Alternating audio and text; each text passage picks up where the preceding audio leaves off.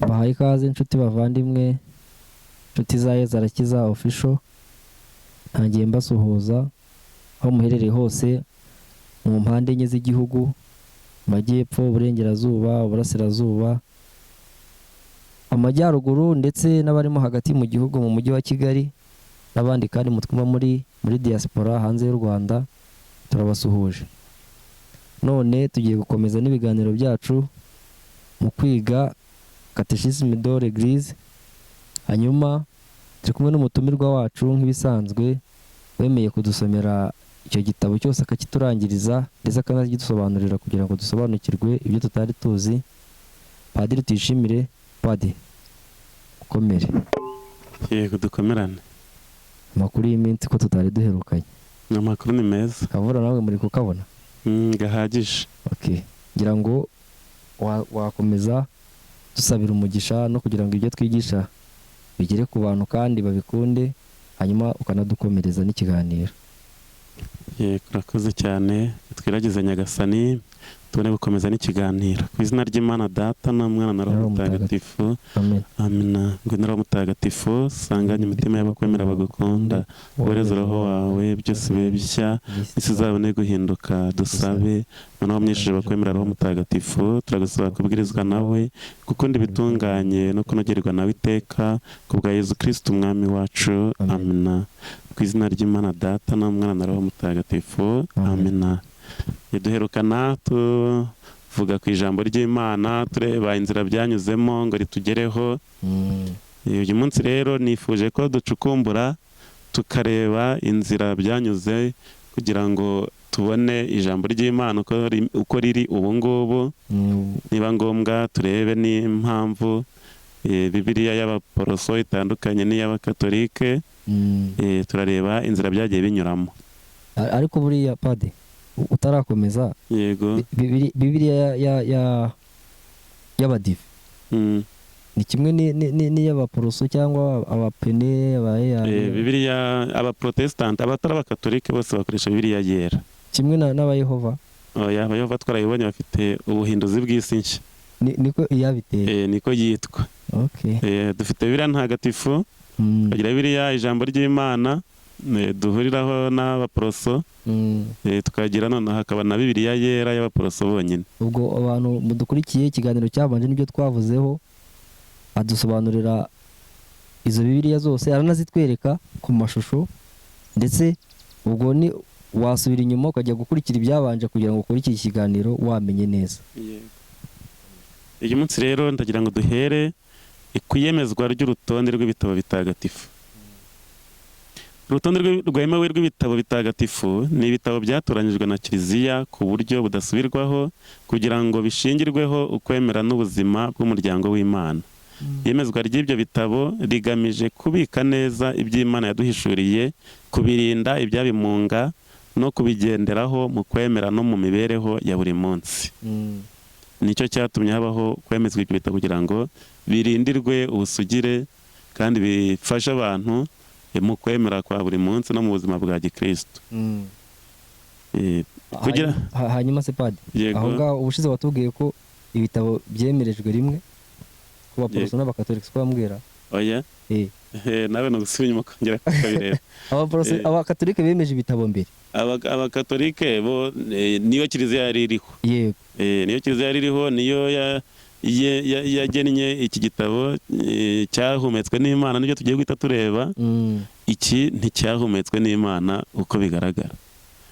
Hanyuma urumva ari mu myaka guhera mu gihe cy'intumwa kuzageza mu myaka ya za 300 na 70 na 80 niho bari bamaze kuvuga bati ibi bitabo nibyo dusigaranye tubona byemewe byakoreshwa, ibindi ni ukubyirinda. Ubwo ugiye kutubwira icyatumye ari ibyo bahisemo ari byo bahisemo. Yego. Naho Abaporoso rero uzi ko bavutse mu kinyejana cya 15, bityo bakoze ni ugufata ibyari bisanzweho byemejwe na Kiliziya bakagira ibyo bakuramo, bitewe n'uko babonaga bitari guhura n'inyigisho bari bazanye. Babonaga biri kubagonga ko nabivuga. Tugiye kureba rero ni ikibashingiyeho bemeza bavuga ngo iki gitabo turacyemeye, kuko ntabwo abashyiragaho urutonde ntabwo aribo bahitagamo igitabo kiri bukoreshwa, ahubwo barebaga mu bisanzwe bikoreshwa bakareba ese icyemewe ni ikihe, icyahumetswe n'Imana ni ikihe, ikitarahumetswe n'Imana ni ikihe. ahubwo babibwirwaga n'iki? Nicyo tugiye kureba rero. Icyo tugiye kureba isano iri hagati yo kuba igitabo cyarahumetswe n'Imana no kuba cyaremewe. Kugira ngo igitabo cyitwe ko cyemejwe nuko kiba cyarahumetswe n'Imana, bikaba byaremejwe na Kiliziya ko cyahumetswe n'Imana. Kiliziya niyo yemeza ngo iki gitabo cyahumetswe n'Imana. Nanjye nakubazaga ntubwo yabibwirwaga n'iki? Nibyo tugiye kureba. Ariko nyine biragaragara uko Imana ikora, uko ivuga birazwi. Ngira ngo nawe uramutse uzi umuntu, urabona nk'aba bantu kuri telefone, abantu b'abatekamutwe, akaguhamagara ndi kanaka, ndwaje umwana mu bitaro, nyoherereza 20 byihuta mu minota 5 ageze i Kanombe. Kuri telefone uravuga iryo jwi ntabwo ari irya kanaka nzi, kuko usanzwe umuzi, uyu ni umutekamutwe. Cyangwa se n'undi wese washaka kugutuburira, iyo akubwiye ibintu ukumva ntabwo asanzwe avuga atyo, ese ari gupfundika, uravuga kanaka ntiyavuga atyo. Na Kiliziya rero kumenya iki cyahumetswe n'Imana, isanzwe izi impumeko y'Imana, niyo yizi nta wundi wayimenya kurusha Kiliziya. Ishobora kumenya iti iki kintu nkurikije uko giteye giturutse ku Mana, iki ngiki nkurikije uko giteye ntabwo giturutse ku Mana. Igitabo cyitwa ko cyahumetswe n'Imana bitewe n'uko ariyo yacyandikishije, kikitwa ko cyemewe bitewe n'uko Kiliziya yemeye uko kuba cyarahumetswe n'Imana. Guhumekwa n'Imana twarabibonye ko Imana ariyo mwanditsi w'ijambo ry'Imana. Kuba ari wo mwanditsi rero, icyo gitabo kiba cyarahumetswe n'Imana. Kwemerwa rero ni uko Kiliziya ivuga ngo iki ngiki turacyemeye rwose, cyahumetswe n'Imana, biragaragara. Iki ngiki turabona rwose uwacyanditse ni amaco y'inda, ni amaco y'inda rwose, cyangwa se yashakaga kumenyekana, cyangwa se yashakaga gusetsa abantu. Ibyo bitabo nabyo byaje kubaho, turabireba, turaza kubibona. None se Padiri, yego, aho ngaho ntitwavuga ko wenda Kiliziya ishoboye kuba yararebye ibitabo bihamanya n'imyemerere yayo gusa, akaba ariyo ivuga ko byemejwe n'Imana, nako byahumetswe n'Imana? Ngira ngo niba twarabibonye, ibyanditswe byagiye byandikwa mu kwemera k'umuryango. Nuri ibyanditswe ni ibivuga iby'umuryango wemera, byandikiwe muri uko kwemera, sibyo? Ubwo byarikiye muri uko kwemera, niyo mpamvu kumenya icyavuye ahandi byoroshye, kuko kiza gihabanye n'uko kwemera. Haba muri Isiraheli, haba muri Bibiliya yo mu Isezerano rya Kera, yandikwaga bitewe n'imyemerere y'umuryango icyo gihe. Kuba igitabo cyava ahandi rero, usanga kinyuranye nyine n'imyemerere y'uwo muryango, kandi iryo jambo ry'Imana ryanditse riba rije gufasha abantu mu kwemera, ntabwo rikwiye kuza rirwanya ukwemera kwabo. Kuva byaramaze kwemerwa, uwavuga ngo turuguye ikindi, ugasanga gihamanye nuko bemeraga icyo gihe, cyaba cyanditswe ako kanya. Iyo abyandikiye kugira ngo ajye kuvangavanga ahubwo kwemera. Turaza kubibona neza. Bivuga ngo Kiliziya niyo nyine, twavuga ko Bibiliya yandikiwe mu muryango, Isezerano rya Kera ryandikiwe mu muryango wa Isiraheli, mu muryango w'Imana. Irishya ryandikirwa mu muryango w'Imana, Kiliziya. Sibyo? Hanyuma Kiliziya niyo yavuze iti ibi bitabo by'Isezerano rya Kera turabyemera ko byahumetswe n'Imana. Hanyuma na ya mabaruwa yandikwaga n'amavanjiri, nabwo nyuma y'igihe intumwa zimaze gushira, baravuga ati ubwo bifasha abantu mu muryango mu kwemera, nabyo nibijye ku rutonde. Bivuze ngo mbere ntabwo amabaruwa yabagamo. Aturutse hese? Yagiyemo intumwa zimaje kurangira. Oye, amabaruwa ni ay'intumwa, nizo zayanditse, ndabizi. Nizo zayanditse. Yego. Ariko ziyandika ntabwo zandikaga Bibiliya. Zabaga ziri kwandikira abantu, zigomba kubwira ibyazo. Zigomba gukomeza, zigomba kwibutsa ibyo zigishije, zigomba kwibutsa ibyo Yezu yigishije. Kuko ntabwo ivanjiri zo zanditswe mbere, ntabwo bavuga ngo ivanjiri zose zanditswe mbere y'amabaruwa. habanje kujya bandikira babibutsa umwami wacu yavuze gutya, Nyagasani Yezu yatubwiye gutya mubyibuke, cyangwa se turabamenyesha ibyo Nyagasani Yezu yatubwiye. Ibyo ukabibandikira, ari uri kwandikira umuryango ugeze kubana nawo cyangwa se umuryango wakozemo ubutumwa ugira ngo ubagezeho ibyabafasha kwibuka. Icyo gihe ntabwo babaga bazi ko bari kwandika Bibiliya, ahubwo nyuma y'igihe turaza kubibona ko zinagihari izo nyandiko zifashishwaga mu makominote, mu makoraniro. Ndabyibuka ubitubwira uti nanjye hari akabaruwa k'umuntu mbitse. Yego, yaho ndabyibuka rwose. Ayo mabaruwa rero yageze hatangira kujya bibukiranya, ariko kanaka yatwandikiye iki, kanaka yatwandikiye iki, bakabyibukiranya, bakabisoma, bakabyibuka, ndetse bakanakwirakwiza no mu yandi makoraniro bituranye, cyangwa se akagera no mu makoraniro yose aho Kristo bwari buri. Ariko icyo gihe batazi ko ari Bibiliya, batazi ko ari ijambo ry'Imana, ari igitabo. Iyo baruwa batazi ko ari izagira igitabo gitagatifu Bibiliya. Nyuma rero yuko intumwa zimaze gushira, hasigaye bazizunguye, none bakavuga ati ese aya mabaruwa ko burya yatakara, twazasigara none ducungira kuki? Batangira none kuyaha icyubahiro nk'icyo, niba bagiye gusoma iyo baruwa bakayiha icyubahiro nk'icyo baha ibyanditswe bitagatifu byo mu Isezerano rya Kera. Turaza kubibona, reka tubijyane ku murongo. Hanyuma kugeza ubwo bavuze bati niba dusomye ibaruwa nayo ni ijambo ry'Imana, tuyifashe nk'ijambo ry'Imana. Niba dusomye ivanjiri yanditswe na kanaka, tuyifashe nk'ijambo ry'Imana. Kugeza ubwo ndetse bavuze bati amavanjiri kuko avuga ibya Yezu niyo afite umwanya wa mbere mu kugira ububasha, mu gutanga ubwo butumwa bw'Imana. Igitabo rero cyitwa ko cyahumetswe n'Imana bitewe n'uko ariyo yacyandikishije, kikitwa ko cyemewe bitewe n'uko Kiliziya yemeye uko kuba cyarahumetswe n'Imana. Kiliziya ibyemera. Kiliziya niyo yonyine ifite ububasha bwo kwemeza niba igitabo iki n'iki cyarahumetswe n'Imana cyangwa niba kitarahumetswe n'Imana. Ukwemerwa na Kiliziya kw'igitabo ntacyo byongera ku kuba cyarahumetswe n'Imana, ahubwo biha icyo gitabo ububasha bwo gukoreshwa mu byerekeye ukwemera, bikaba ikimenyetso kandi bigatanga icyizere cy'uko igitabo cyahumetswe n'Imana koko. Kuko bitaremerwa n'ubundi byari byarahumetswe n'Imana. Ariko haba hari urujijo mu bemera kwa ngo ese iki nkoresheje gitandukaniye he n'ikindi cyanditswe wenda n'umuntu wigendera cyangwa wivugira amakuru bisanzwe. Ubwo imbaga ibikeneye ko hagira urwego rufite ububasha rugaragaza ngo iki turacyemera, iki ntitucyemera. Ubwo hari ibimenyetso nabo bakoreshaga mu kugira ngo babihitemo ko byahumetswe n'Imana. Yego, turaza kubireba rwose, turaza kubibona rwose. Mu bitabo bigize Bibiliya hari ibyemejwe ku rwego rwa mbere n'ibitabo byemejwe ku ikubitiro hatabayeho kubishidikanyaho. Ibyemejwe ku rwego rwa kabiri ni ibitabo byemejwe nyuma byabanje kugibwaho impaka.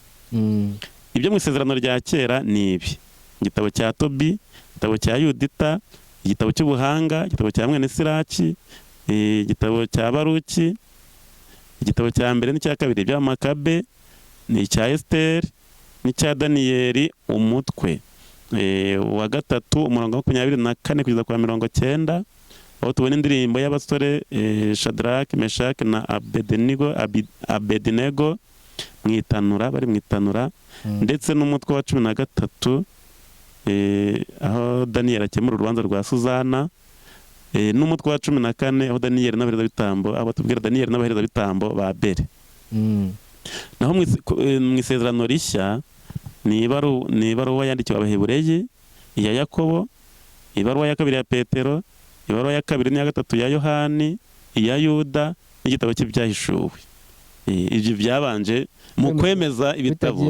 Hari icyo bavugaga bati iki ngiki se nkaho hari ibitabo 11 mu Isezerano rya Kera. Mu Isezerano rya Kera ni biriya bitabo 8 tudahuriyeho n'abaporoso. Hanyuma mu rishya byose tubihuriyeho n'ubundi. Ariko ngo hari igitabo bagiye bagira bakabata, ariko se iki ngiki koko ni kanaka wacyanditse, koko cyahumetswe n'Imana. Bakabanza kubijyaho impaka zikaba zamara igihe kinini cyane. Ibitabo byahishwe ni ibitabo abagatolika bita ibyahishwe, ni ibya Kiyahudi cyangwa ibya Gikristo bivuga iby'Imana ariko bitemejwe nk'ibyahumetswe n'Imana. Ibi ngibi twe tuvuga ngo byo mu isezerano rya kera byemejwe ku rwego rwa kabiri babanje kubijyaho impaka, abaporoso babyita ibyahishwe, les apocryphes. Naho mu isezerano rishya ibyo twita ko byahishwe twese tubihuriyeho. Byanditswe bose bari bose si niyo mpamvu ko nabo hari ibyo bigeze kutemera nabo bakabishyira ku ruhande aho bavukiye, ariko aho bigereye ibyo ibihishwe tubihuriyeho. Hanyuma n'ibyo dufite tubihuriyeho. None Pade, yego, nta bitabo byaba byaremejwe mbere muri Bibiliya bikemezwa bikajyamo ariko nyuma bikaza gukurwamo ku baporoso? Ku y'abaporoso niho bimeze bityo. Naho iyo urutonde rwamaze kwemerwa, iyo bavuze ngo turushyizeho akadomo nta kindi tuzakuraho, biba birangiye. Biba birangiye. Hanyuma ibyo abaprotesitanti bita ibyahishwe ni ibitabo cyangwa uduce twabyo batemera ko byahumetswe n'Imana kandi ko bitemewe. Ko bitemewe. Reka turebe iyemezwa ry'ibitabo by'isezerano rya kera. Bibiliya ubwayo ntitubwira urutonde rw'ibitabo byemewe biyigize yo ubwayo. Mu binyejana byabanjirije ubukristo nta rutonde rw'ibitabo byemewe bidasubirwaho rwavugwaga, cyakora bari bafite ibyiciro bitatu by'ibitabo bitagatifu bemeraga ko byahumetswe n'Imana bikagenga ukwemera kwabo n'ubuzima bwabo bwa buri munsi. Ibyo byiciro ni bikurikira: ibitabo by'amategeko, ibitabo by'abahanuzi n'inyandiko n'izindi nyandiko cyangwa se ibindi bitabo. Ibitabo by'amategeko ni iki? Iki gice cyari kimaze kuzura neza mu kinyejana cya 5 mbere ya Yezu Kristo. Mu gihe cya Ezira Abayahudi baracyemeye kandi bagifata nk'igitabo cy'amategeko kibumbye ibitabo 5 bya Musa. Ibitabo 5 bya Musa ni igitabo cy'intangiriro, cy'imuka Misiri, icy'Abalevi, icy'ibarura n'ikivugurura amategeko. Reka nkwereke ukuntu Abayahudi bavuye mu ijyanwa bunyago batoye cyangwa se bavumbuye igitabo cy'amategeko mu ngoro y'Imana basanaga, hanyuma bagira igihe cyo kugitega amatwi. Ezira arakibasomera. Reka turebe. Ezira atangaza amategeko y'Imana. Ibi ni bya byiciro by'ibitabo bemeraga ko ari bitagatifu. Mu isezerano rya kera ubwo niho turi, ukuntu ibitabo by'isezerano rya kera byemejwe niho turi. Byemejwe bite? Byanyuze mu zihe nzira? Kugira ngo umuntu ukoresha Bibiliya amenye ngo Bibiliya nkoresha ijambo Imana yanyandikiye, ibaruwa Imana yanyandikiye yangeze hite, ese nayizera nshingiye kuki? Ni igitabo cya Nehemiya umutwe wa 8 umurongo wa 1 kugeza ku wa 3 n'umurongo wa 8. Turagenda dufata iby'ingenzi.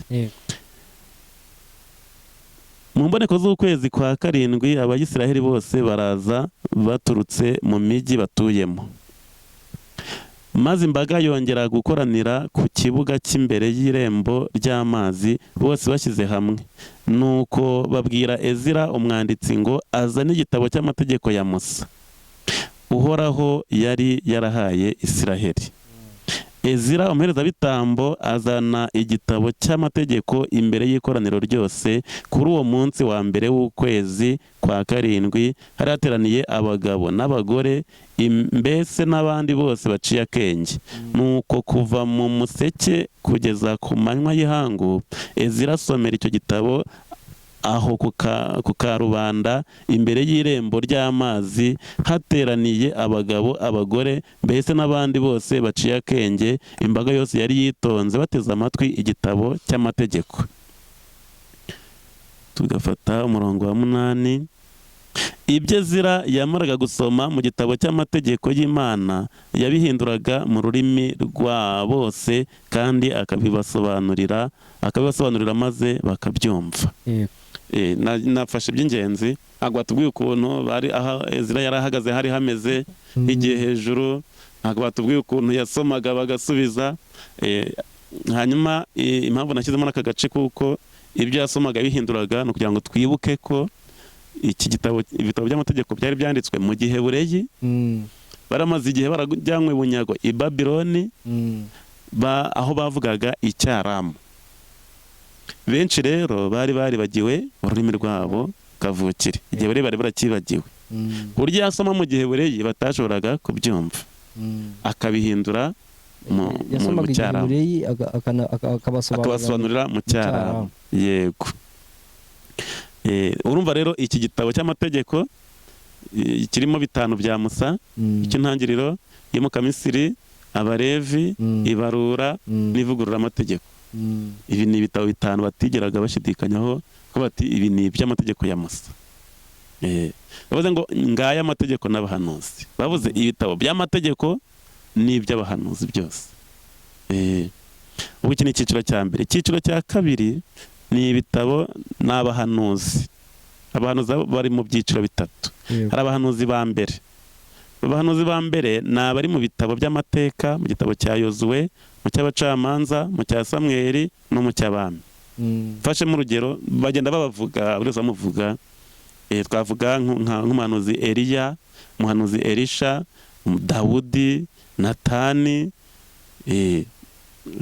Hari n'abahanuzi b'umwami uko tubibona mu gitabo cya mbere cy'abami umutwe wa 22 umurongo wa 5 ugakomeza. Hari Mikayehu, hari amatorero y'abahanuzi. None abahanuzi bakaba bagize itorero. Tubona nko mu gitabo cya 2 cy'abami umutwe wa 3 ugakomeza. Abahanuzi bukuri, abahanuzi nako bakuru. Ubwo twari tumaze kubona abahanuzi ba mbere, hanyuma hagakurikiraho abahanuzi bakuru. Abahanuzi bakuru rero ni Izayi, Yeremiya, Ezekiyeli na Daniyeli. Tubita abahanuzi bakuru bitewe n'ubunini bw'ibitabo byabo na message batangagamo. Hakaza noneho abahanuzi 12 bato. Aba ngaba ni Hoseya, Yoweli, Amosi, Abadiyasi, Yonasi, Mika, Nahumu, Habakuki, Sofoniya, Hagayi, Zakariya na Marakiya. Ibi bitabo byemejwe hagati y'umwaka wa 250 mbere ya Yezu Kristo, bikubahwa nk'uko bubaha ibitabo by'amategeko ya Musa. Noze padi. Yego. Umuntu witwa Enoke ntabwo yari umuhanuzi. Enoke yavugwa mu bantu ba mbere mu bakurambere. Vuga mu gitabo cy'intangiriro. Batwa nk'abakurambere nk'uko bavuga Aburahamu, nk'uko bavuga ba Nowa, nk'uko bavuga ni ba bantu twavuze. Ndira ngo sindi ni mubyibuka tuvuga ko isezerano rya kera ritubwira abantu babaye intwari. Barabyibuka. Nabo ngabo rero n'uwo nguwo tumubora nk'umuntu wabayeho ngo Imana ikamwitwarira adapfuye. Umuntu wabaye umuntu w'Imana, Imana ikamwijyanira adapfuye. None ko bahamya ko ngo igitabo cye ngo yari yaranditse cyakuye muri Bibiliya buriya kuko nibyo cyangwa niba cyarakuwemo cyakuriwemo iki? Ubwo icyo gihe ahubwo Enoke ubwo bari bakamenya no kwandika. Nanjye ubwo sinzi. Kuko Enoke iriya mitwe ya mbere ya 11, imitwe 11 yo mu gitabo cy'intangiriro. Itubwira ibintu byabayeho kera ku buryo bw'ibitekerezo navuga ubu utamenya neza ngo ibi byabaye muri uyu mwaka, ibi byabaye muri uyu mwaka. Ku buryo rero ibyo dufitiye amateka n'ibyo guhera kuri Aburahamu. kandi noneho buriya igitabo cya mbere cyanditswe byanditswe mu bari bavuye mu bunyago i Babuloni, bivuga ngo ni nyuma y'umwaka wa 500 niho batangiye kwandika. Ni naho idini ya Kiyahudi yatangiriye bari mu bunyago. Bivuga ngo igitabo cy'intangiriro tubona ntabwo aricyo cyanditswe mbere, cyanditswe bamaze kuva mu bunyago. Biriya bitabo bya Zaburi byahe byose ntabwo ngo byanditswe ku gihe cya Aburahamu, nyuma yaho gato baravuye mu Misiri, bava mu Misiri nta gitabo na kimwe cyari gihari. N'amategeko ya Musa yaranditswe ku bimene by'amabuye, ni bimene bingahe? Ibimanyu bibiri. Nta zindi nyandiko rero zari zihari. Ku gihe cy'umwami Dawudi niho batangiye kwandika, bakagira ibyo bandika, ariko noneho kwandika nyabyo byatangiye baravuye mu bunyago. Cyangwa se wenda na mbere ho gatoya, tugiye gusesengura buri gitabo twagenda tubibona. Hari byanditswe ku gihe cy'umwami Dawudi, nk'ibi by'amateka, n'amateka y'ibwami babaga bavuga, kuko batubwira bati umwami Sawuli yashyizwe harya, Dawudi ashyirwa harya, asimurwa nandi. Ibi bajya babivana mu bitabo by'amateka y'ibwami. Ibwami haga hari umuntu ushinzwe kwandika icyabaye buri munsi cyitwa diyeri. Ibyo rero batangiye kubyandika hajeho ubwami. Zaburi hafi ya zose ubona ko inyinshi bazitirira Dawudi, umwami Dawudi, kuko ari we bavuga ko ari indirimbo ze ngirimo. Nuko ari we waruganije agashyiraho abaririmbyi bitewe na liturujia y'icyo gihe, mbega bigafata umurongo. Noneho nizo Zaburi bagatangira kugira izo bandika bakoreshaga mu masengesho. Ntabwo rero igitabo cya Enoke ntabwo twakizera rwose. Cyaba cyaranyuze hehe? Baba barakijyanye mu Misiri bakamuraho imyaka 100 bakakigarukana. Avuga abantu rero bakunda gukora deba ku gitabo cya Enoke, murabyumva ko iki gitabo kitizewe. Hari abantu bafatira mu kirere batazi ibintu byaturutse, ntabwo ko ari upfa gutoragura. Niba Enoke yarabayeho mbere ya Aburahamu, mbere cyane, ugasanga icyo gihe ntibanandikaga. Umuntu azazana igitabo muri iki kinyejana mu 2000 ngo dore nzanye igitabo cya Enoke, mukemera? Cyaba kinyuze hese. Cyakabaye cyarabonywe imbere. Naho umuntu ashobora kukiyandikira, ngewe nkacyareka nkavuga nti ngewe ni Enoke ngasinya, ariko abasesengura barabibona. Ubona ko utari. Icyambere uriya mu gusesengura inyandiko biraryoshye cyane. Uzi ko uyo wandika tragite nka gutyo uvuga ngo ugiye kukitirira umuntu, ushobora gushyiramo imvugo ikoreshwa ubu ngubu itarakoreshwaga no mu myaka 5 ishize. Ahubwo no mu myaka 20 ugasanga ntabwo yabagaho. Ni ibintu bishoboka cyane rwose. Inyandiko ziri kwandika ubu ngubu ushobora kwisesengura ugasanga ijambo rwose uti iri ngiri ni iry'iki gihe rwose ryavutse ndeba. Umuntu yakubeshya ngo kimaze imyaka 10 ugahita umuhakanya. Iri jambo ntiryabagaho. Umuntu azazana inyandiko irimo ngo ijambo ngo coronavirus se utamubwira ko icyo kiza 19. Ntabwo yakubeshya ngo cyanditse mu 2000 kandi uzi ko iryo jambo ryatangiye gukoreshwa ejo bundi mu 2019. Shimwa n'ukuntu bubashywe wayibona mu gitabo cya mwene Siraki, umutwe wa 46 umurongo wa mbere kugeza kwa 49, kugeza ku mutwe wa 49 umurongo wa 10. Batubwira rwose urutonde rurerure rw'abantu babaye intwari, ndetse ushatse dore na Enoke bamuvugamo rwose mu gitabo cya mwene Siraki, guhera ku mutwe wa 44 umurongo wa 16, ndetse wa 44 umurongo wa mbere bavugamo abo bantu bose b'intwari. Na Enoke bamuvugaho na Nowa. Bati Enoke yanyuze Uhoraho, nuko avanwa mu bantu, ibyo bibera ibindi bisekuru igitangaza. Nowa yabonyweho kuba indakemwa, kuko mu gihe cy'uburakari niwe ubwoko bw'abantu bwashibutseho, kubera we ku isi hagize igisigara igihe habaye umwuzure. Bagakomeza Aburahamu, Izaki na Yakobo, Musa, Aroni, babavuga ibigwi rwose, bavuga Pineyasi, Yozuwe na Karebu, abacamanza bakagenda barondora buri muntu, Samweli, Natani, Dawudi, Salomoni, Robowamu na Yerobowamu, Eliya umuhanuzi, ubuhemu n'igihano, Ezekiya, Izayi, Yoziya, mbega bakagenda bavuga ibigwi by'abo bahanuzi. Harimo n'abatari abahanuzi twagiye tubona nyine, ariko buri muntu bamuvugamo ibye.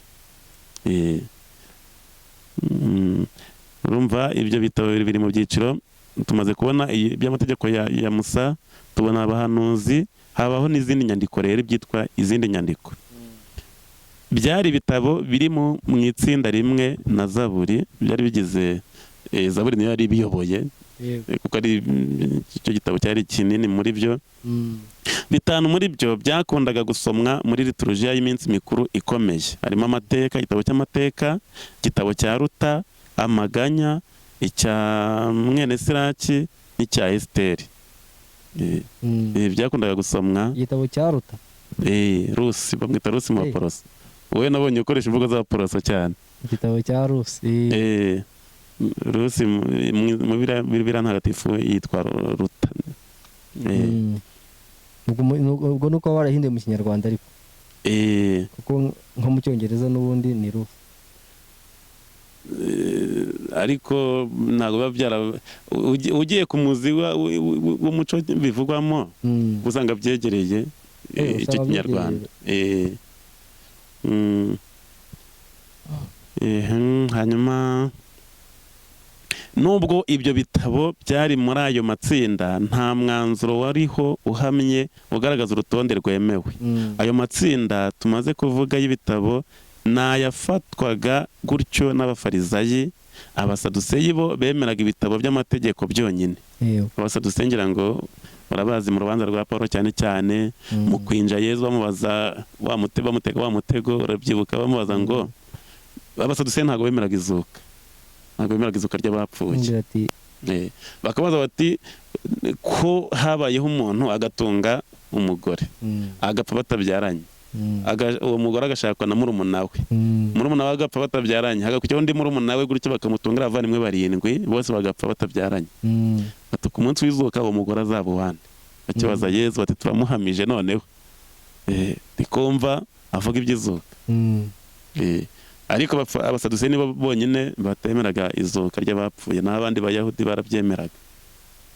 Ngira ngo igisubizo Yezu yabahaye urakizi. Kibwira abanyarwanda n'abakuri dukurikiye nabo harimo benshi baba batazi ayo makuru. Yego. Yababwiye ko iby'abagabo n'abagore biba muri iyi si. Naho nitugera mu ijuru ntabwo zajya gufata wari umugore wawe ngo garuka.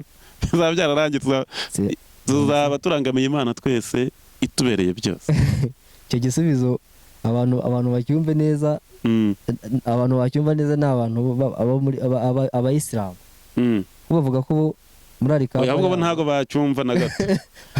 Alikaba yabo ngo Imana yabateguriye amasugi rwose. Nicyo gihembo. Ubwo nabo bajya muri aba basaduseyi se bajyamo.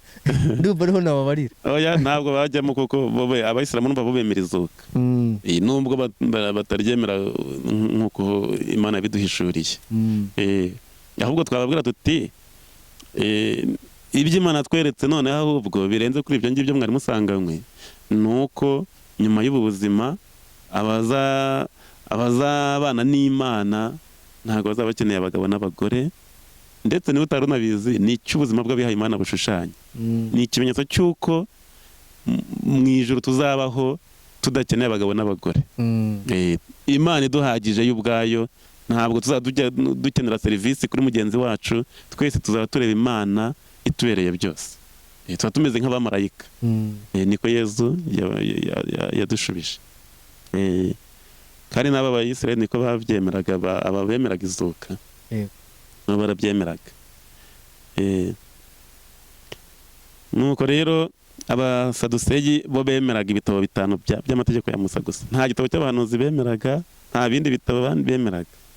Abayahudi bo muri Alexandria n'abakumurani bo bafataga ko Imana yari itararangiza kuvuga ijambo rya nyuma, bityo bagategereza ko hari ubundi butumwa yatanga.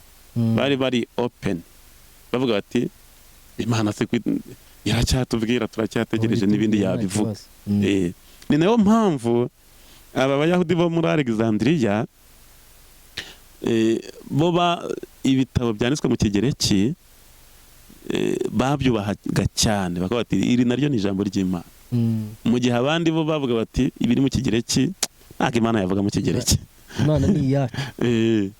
ndetse sinzi niba turaza kubibona, aba bo muri Alexandria nibo bazafata Bibiliya bakayishyira mu kigereki yose, kuko bazabona abana babo batakimenya igiheburayi, nabo ubwabo barakibagiwe, ahubwo hasigaye abantu bake bazi igiheburayi. Batese aba bantu bazi igiheburayi nibashira, ntabwo tuzongera gusoma ubwo ibyanditswe ntabwo tuzongera kubimenya. Bafata abantu 70, baravuga bati muze mudufashe, bakibuka igiheburayi, bati muze mushyire Bibiliya mu kigereki tubashe kuyumva. Bavuga ko ngo buri wese yagiye ukwe agahindura mu kigereki, bakaza gutungurwa nuko basanze buri wese yagiye avuga ijambo nk'iryo undi yavuze mu guhindura mu kigereki.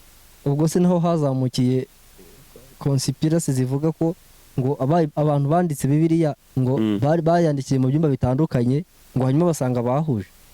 Ntago bari abayanditse, ni abayihinduye mu gihe bayivana mu gihe buri bayishyira mu kigereki. Ni tradisiyo yitwa la Septante.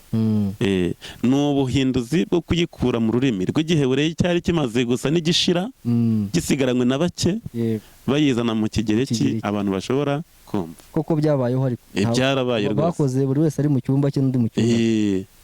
Kumva ni umurimo watwaye igihe, gufata ibi bitabo byose byo mu isezerano rya kera ukabihindura mu rundi rurimi, ntabwo ari umurimo woroshye. Ariko turabashimira rwose, bakoze umurimo, kuko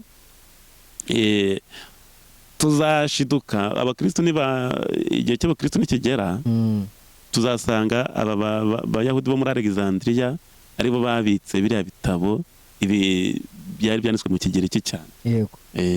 Barabikomeyeho mu gihe abandi bari barabijugunye.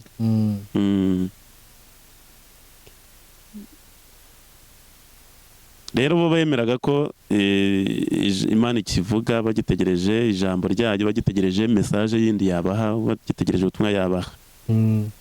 Niyo mpamvu abayahudi bari mu mahanga bo bahaga agaciro ibitabo twita ko ari ibyemejwe ku rwego rwa kabiri.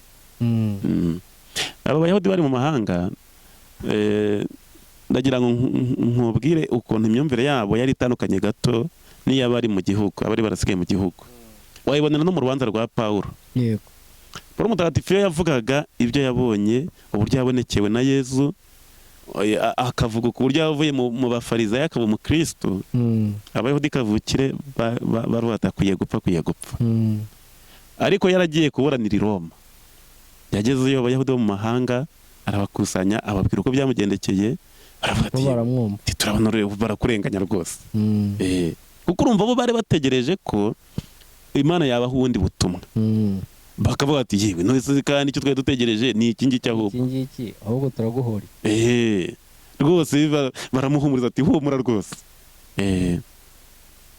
Mu gihe cya Yezu nta rutonde rwemewe bidasubirwaho rw'ibitabo bitagatifu rwari ruhari byo mu isezerano rya kera. Ahubwo tubona Yezu ubwe n'abigishwa be barakundaga kuvuga bashingiye ku bitabo bitagatifu byo mu isezerano rya kera. Twareba nk'ivanjiri ya Luka umutwe wa 24, umurongo wa 25 kugeza ku 27. Tugiye kureba urugero rw'uko Yezu n'intumwa ze bakoreshaga ibitabo by'isezerano rya kera. Nuko Yezu arababwira ati mwabibura bwenge mwe mutinda kwemera ibyo abahanuzi bavuze. None se Kristo ntiyagombaga kubabara atyo ngo abone kwinjira mu ikuzo rye? Nuko ahera kuri Musa n'abahanuzi bose, maze abasobanurira ibimwerekeyeho biri mu bitabo bitagatifu. Urahumva neza? Yabatunganyirije ko batumva neza kandi ntibemere ibyo abahanuzi bavuze, babahanuzi twabonye ndetse n'amategeko ya Musa. Nuko ahera kuri Musa, bavuze ngo nuko ahera ku gitabo cy'intangiriro, nabyo bitabo bitanu arabihetura, abereka ibimwerekeyeho ibyamuvugaga. niho turaza kubona mu isezerano rishya ko abakristo bafashe ibitabo byose by'isezerano rya kera nk'aho ari Yezu byavugaga, ari we byahanuraga, ari we waje kubyuzuza. Twafata n'umurongo wa 44 kugeza kwa 47. Nuko arababwira ati ibyo nibyo nababwiraga nkiri kumwe namwe, ni ngombwa ko huzuzwa ibinyerekeyeho byose byanditswe mu mategeko ya Musa, mu bitabo by'abahanuzi no muri Zaburi. Urumva ko ibitabo byose arabizenguruka akavuga ati byose byavugaga ibinyerekeyeho. Ahera ko ahugura ubwenge bwabo ngo bajye bumva ibyanditswe. Ibi byanditswe avuga ni iby'isezerano rya kera, iri shya ntiryari ryakabayeho, ntabwo bari bagatangiye kugira inyandiko zabyo, ariko ryari ririho. Nuvuga ngo ibyo bemeraga mu nyigisho za Yezu yari yarabivuze n'ubundi. Nuvuga ngo inyandiko nta gishya zazanye, zanditse ibyo Yezu yigishaga, ibyo yakoraga, n'uburyo babagaho. Kuba bitanditse ariko biriho, yarigishije, yarakoze, kwandika no kugira ngo bibukiranye, ariko ubundi byabaye byarabaye. Amaraso y'isezerano rishya yari yarayameneye ku musaraba, byararangiye. Hari ababibonye, igisigaye ni ukubivuga gusa. Kubivuga no kubyandika ni kimwe.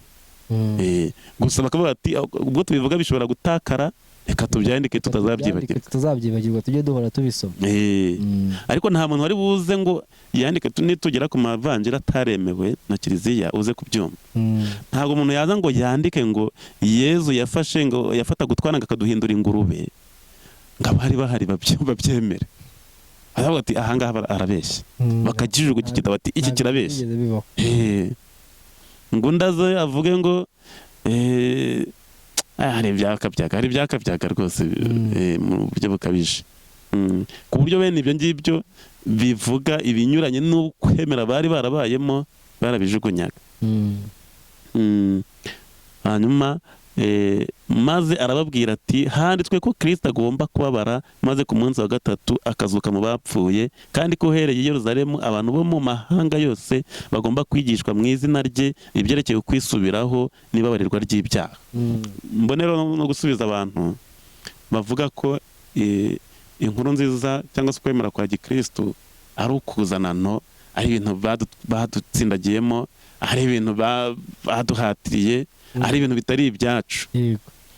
Handitswe ko inkuru nziza igomba kwamamara kugeza mu mahanga yose, natwe turimo. Ibyo biri mu mugambi w'Imana wa kera na kare, twari mu bitekerezo by'Imana ko natwe uko kwemera ari ukwacu.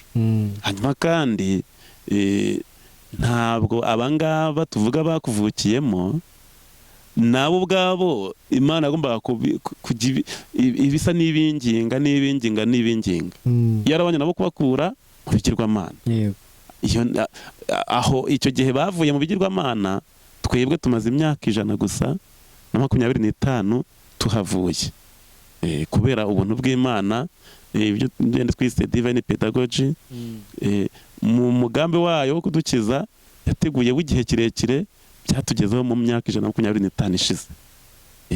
Ariko twaratekerejwe kera cyane.